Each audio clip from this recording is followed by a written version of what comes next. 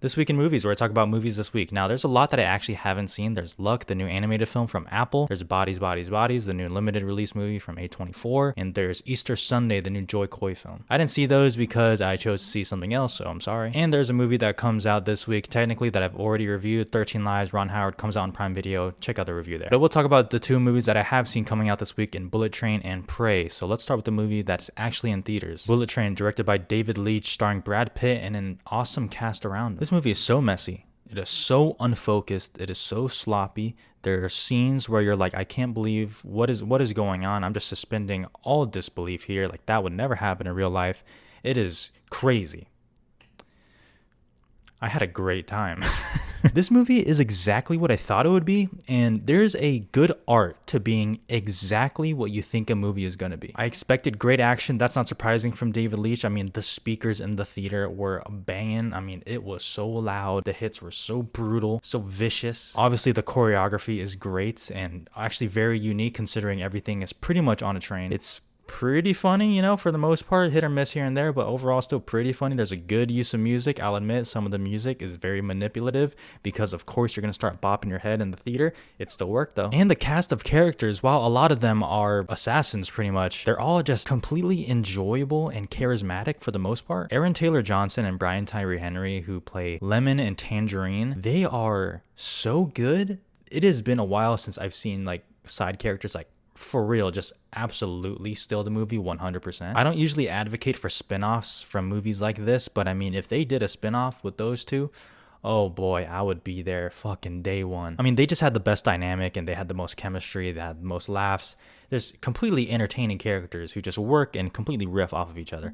Brad Pitt is just being a movie star, which is something that he happens to be very fucking good at. It was just a great ride in the theater, honestly. It was a great ride. I can't even lie. Yes, it's too long. Yes, some things don't make sense. Yes, it's insanely jumbled and messy. But as you all know, I'd take those flaws over a movie that's boring any day of the week.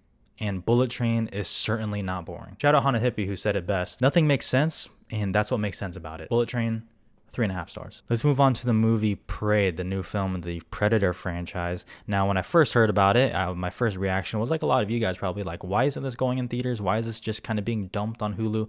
And then I actually kind of thought about it and went back. The Predator movies have not done well at the box office, so I guess that's on us. I can kind of understand where that's going with. All that being said, this movie fucking rips. It goes back to what makes Predator awesome, which is this is essentially just a horror slasher movie, but replace the Mike Myers character with Predator. The sequences where the Predator is kind of hunting and stalking its victim before it actually goes are staged so well. The fights are absolutely brutal and gory, and the fights utilize the background and the setting so well, and it takes in the fighting style of the native tribe and kind of puts it up against the fighting style of the Predator and its alien technology, which makes for a good contrast.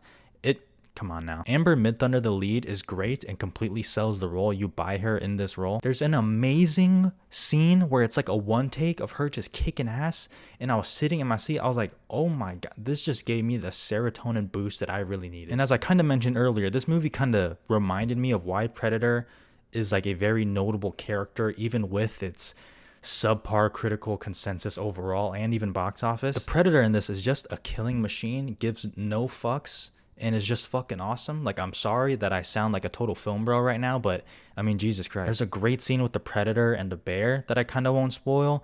I mean, the tension and the way it's builds up to all the fights and just it really makes the Predator feel larger than life and truly scary. Yes. Now, there's some CGI that's a little rough. I don't really like complaining about that, especially nowadays with everything that the VFX industry is kind of going through.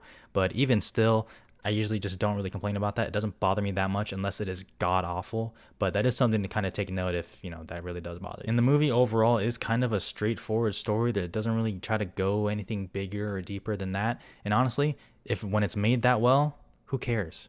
Prey, 4 stars. A lot of things to watch and never enough time. We keep moving towards Oscar season. Let's go, man. Babylon.